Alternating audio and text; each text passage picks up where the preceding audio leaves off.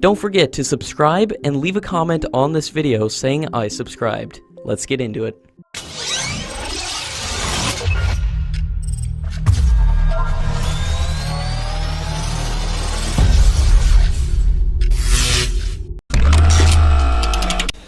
Aeronautical Development Agency has issued a request for expression of interest to seek manufacturers who could manufacture the two next-generation technology demonstrators based on AMCA, the indigenous fifth-generation fighter aircraft. The manufacturers who get selected will also be in charge of manufacturing the prototypes. Aeronautical Development Agency is the design agency, and it will be supplying detailed drawings to the selected manufacturer, who will be in charge of setting up required infrastructure and other test facilities, which can even execute the final assembly of the jet. Aeronautical Development Agency describes next-generation technology demonstrator as an aircraft which comes with twin fins and a twin-engine configuration with a horizontal tail and a serpentine air intake. The aircraft will use carbon fiber composite material to make up its entire external surface area. The aircraft structure will be divided into various modules. Selected manufacturers will be required to start the final assembly and equipment integration of first technology demonstrator within 3.5 years of executing a contract, and the second technology demonstrator within the end of 4th year. The flight testing and completion of initial developmental trials need to be completed by the end of 6th year. The T-14 is the first Russian tank, which was designed entirely in the post-Soviet era, and within a short period of time, as it took only 6 years. The T-14 is able to move at 90 km per hour, which is 20 km per hour faster than its American competitor.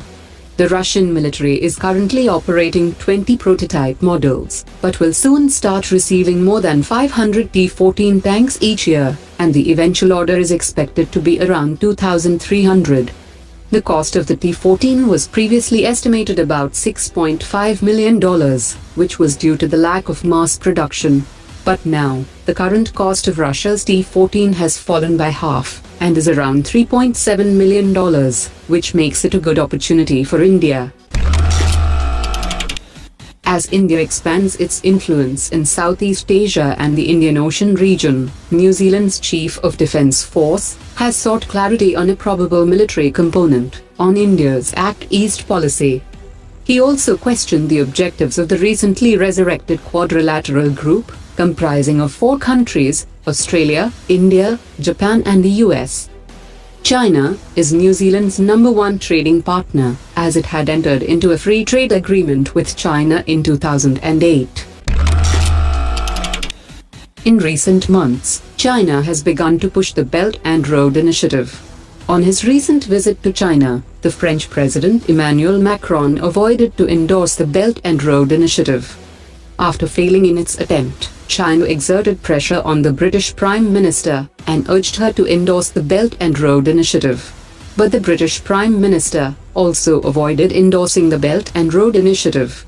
Meanwhile, the US-based Center for Strategic International Studies has estimated that 89% of the contracts of the Belt and Road Initiative have gone to Chinese companies.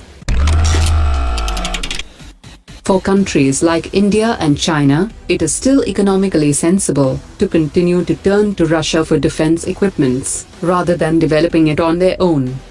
It facilitates them to bypass the arduous tasks of designing and developing such complex platforms, which helps to save a significant amount of time and effort. In addition, there are also considerable difficulties in finding appropriate resources for developing such systems indigenously. Transfer of technology can be beneficial to countries with good industrial and technological base, and the advanced technologies can be absorbed with time.